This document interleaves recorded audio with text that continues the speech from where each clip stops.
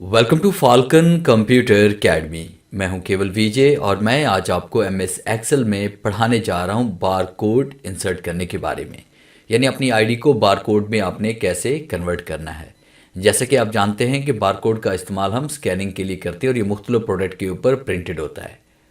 तो सबसे पहले हमने क्या करना है कि हमारे पास देखिए, मेरे पास ऑलरेडी पहले से मैंने यहाँ पे बारकोड में से कन्वर्ट किया हुआ है। इसको मैं पहले रिमूव कर देता हूँ।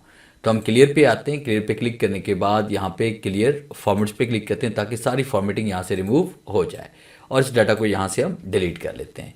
फिर इसके बाद हम यहाँ पे क्लिक करके इस पर ऑल बॉर्डर अप्लाई करते हैं और छोटा सा फॉर्मूला यहाँ पे राइट करेंगे। इज इक्वल टू राइट करना है, इन्वर्ट कॉमा, फिर उसके बाद शिफ्ट के साथ आपने यहाँ पे स्टार देना है और फिर इन्वर्ट कॉमा, फिर उसके बाद आपने यहाँ पे एंड फंक्शन आपने यूज़ करना है और उसके बाद फिर आपने आईडी प्रोडक्ट आईडी देंगे। यानी प्रोडक्ट आईडी मेरे पास अभी आ रही है C5 में और उसके बाद फिर मैंने यहाँ पे एंड का फंक्शन यूज़ करना है। अब उसके बाद फिर मैंने क्या किया, इन्वर्ट कॉमा क्लोज किया, फिर उसके बाद मैंने शिफ्ट के साथ यहाँ पे स्टार दिया, फिर उसके बाद यहाँ पे इन्वर्टेड कॉमा दे दिया और एंटर प्रेस करेंगे तो आपके पास इस तरह से हमारे पास ये नंबर शो हो जाएंगे।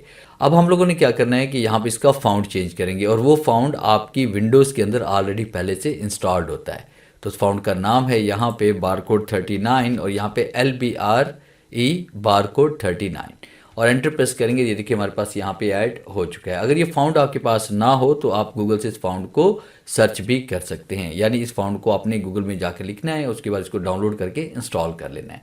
अब उसके बाद इसी को हम यहाँ पे ड्रैग करते हैं तो ये देखिए मेरे पास यहाँ पे ये बार कोड में कन्वर्ट हो चुका है। तो देखा आपने कितनी आसानी के साथ हम किसी भी आईडी को बार कोड के अंदर कन्वर्ट कर सकते हैं।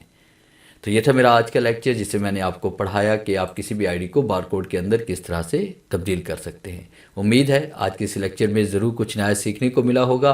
अगर आज के लेक्चर से कुछ आपने सीखा है तो इस वीडियो को लाइक और शेयर कीजिए अपने दोस्तों के साथ। तो मिलते हैं हम नेक्स्ट लेक्चर में, तब तक के लिए गुड बाय।